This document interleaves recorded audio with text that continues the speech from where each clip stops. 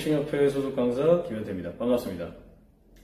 저번 강의까지는 이제 기초 루틴 훈련, 기초 훈련에 대한 그 루틴, 기본적인 그 루틴 있죠. 그런 부분에 대한 강의, 그리고 실전 감각을 키우는 강의, 그리고 기타 훈련, 다른 강의, 이런 부분에 대해서 좀 다양하게 제가 알려드릴 수 있는 부분, 그리고 많이 틀리시는 부분, 혹은 많이 궁금해하시는 부분, 그런 것에 대해서 제가 제 기준에서 간략하게 이제 추려서 강의를 했었는데, 이제 앞으로 이제 또 하긴 하겠지만, 중간 요 정도 시점에서 한번 생활체육 복싱 대회란 이런 키워드를 가지고 조금 더 알려드릴 필요가 있다고 생각해서 이번 강의는 생활체육 복싱 대회라는 키워드를 제가 준비를 했습니다.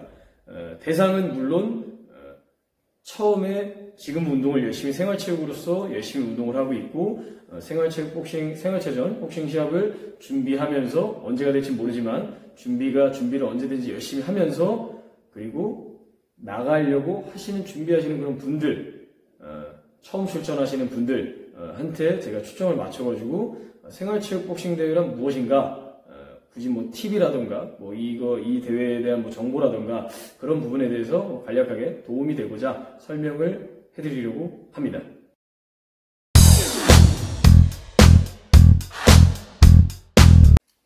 사실은 저희 강의의 이제 첫 번째 강의에서는 이미 오늘 할 키워드에 대해서 간략하게 제가 설명을 해드렸습니다.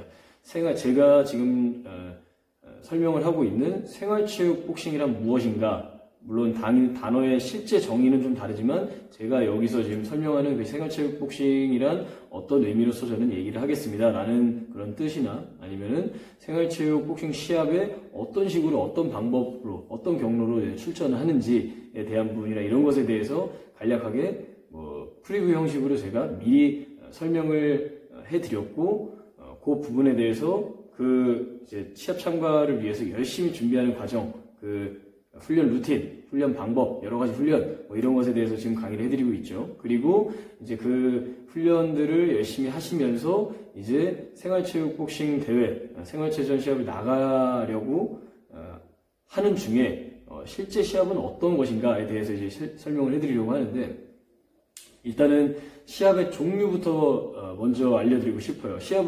복싱 시합의 종류는 굉장히 여러 가지가 있습니다. 큰 틀로 본다면은 아마추어 복싱 시합, 그리고 프로복싱 시합, 그리고 생활체전 복싱 시합, 이렇게 세 가지 정도로 아주 크게 나누어진다고 볼 수가 있겠습니다. 프로 시합 같은 경우, 일단 프로 시합과 아마추어 시합, 요 두 가지 이제 차이 같은 경우에는, 일단은 프로와 아마추어 이런 어감 자체가 뭐가 상하관계가 있을 것 같지만 그런 건 아니고, 프로복싱은 말 그대로 프로로서 내가 실제 나의 몸값 책정된 나의 파이트머니, 선수마다 다 다르죠. 파이트머니를 받으면서 내가 나의 파이트머니를 올리고 명예를 올리고 나의 부를 축적하면서 선수 생활을 하는 게 목적인 거고, 아마추어 복싱 시합 같은 경우에는 우리나라 특성상, 외국에는 안 그런 데도 많이 있지만, 우리나라 특성상, 나라를 위해서, 물론 나를 위해서 하는 것, 물론 실업팀에 들어가서 하는 아마복싱도 있지만, 이제 아마추어 복싱의 가장 최종 목적 같은 경우에는 올림픽 금메달리스트죠. 그래서 올림픽 금메달리스트를 따서 내가 프로복싱으로 입문을 하기 위한 그런 경로가 될 수도 있고, 나라를 열심히 빛내기 위한 그런 경로가 될 수도 있겠지만, 아마복싱과 프로복싱의 차이 같은 경우에는 일단은 가장 큰 차이는 이게 될 수가 있겠습니다. 그리고 이 두 복싱을 제외한 우리가 지금 열심히 해야 되는 생활체육 복싱 대회, 이 시합 같은 경우에는 말 그대로 그냥 생활체육으로서 즐기면서 모두의 축제의 장으로서 같이 즐기는 화합의 복싱 대회라고 할 수가 있겠죠. 물론 승리를 위해서 최선을 다해서 올라오고 지기 위해 올라온 사람은 없지만, 모두의 축제 같은 분위기로서 다 같이 즐기는 이런 시합이라고 볼 수가 있겠습니다. 아마복싱, 이런 프로복싱 말고 우리가 지금 해야 되는 생활체육 복싱 시합의 종류 같은 경우에는 시에서 주최를 하는 경우도 있고, 그리고 시와 체육관에서 같이 협업을 해서 주최하는 경우도 있고, 그리고 아예 사단법인 단체에서 주최를 하는 경우도 있고, 보통 이런 식이에요. 근데 이제 이름 자체가 어떤 무슨 배, 생활체육 복싱 대회 이렇게 되면은 이제 생활체육 복싱 대회인 거고, 그리고 경기권 아니면 세계 선수권, 그리고 아니면 경기도권 전국체전 경기도권 이런 식으로 지역명이 크게 붙거나 아니면 포스터가 따로 나온다든가 이런 식으로 되면은 아마복싱 시합이 될 수도 있고 프로복싱 시합이 될 수도 있고 이런 식으로 됩니다. 그래서 저희가 목표로 하는 생활체육 복싱 시합 같은 경우에는 일반적으로 체육관을 통해서 나가게 되어 있죠.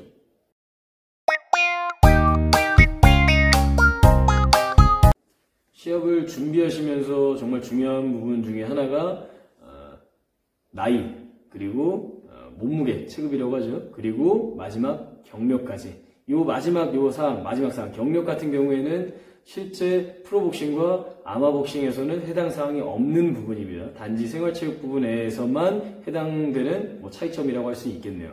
그거 같은 경우에는 이제 각 체육관마다 관장님들이 물어보시긴 할 건데, 일단 나이, 그리고 체급, 경력, 세 가지 정도의 부분이 어느 정도 공통 분모로 있는 선수들끼리 보통 대진이 됩니다.